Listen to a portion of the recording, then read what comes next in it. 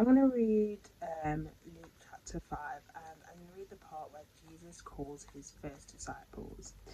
So, one day as Jesus was standing by the lake of Gennesaret, the people were crowding round him and listening to the words of God.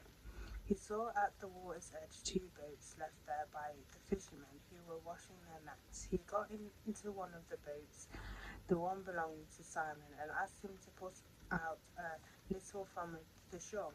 And he sat down and taught the people from the boat. When he had finished speaking, he said to Simon, "Put out into deep water and let down the nets for a catch." Simon answered, "Master, we've worked hard all night and haven't caught anything, but because you say so, I will let down the nets."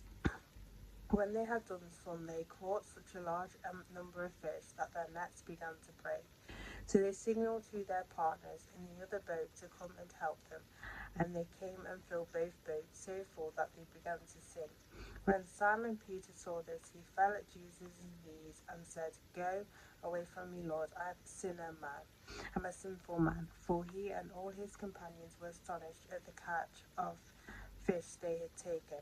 And so were James and John, the sons of Zebedee, Simon's partners. Then Jesus said to Simon, "Don't be afraid, from now on you will fish for people." So they pulled their boat up on shore and left everything and followed. So what highlights to me while reading this passage is the fact that they already went out to catch fish and they didn't catch any. But this time they had Jesus, and when they had Jesus, they actually went and managed to catch fish, more fish than they expected.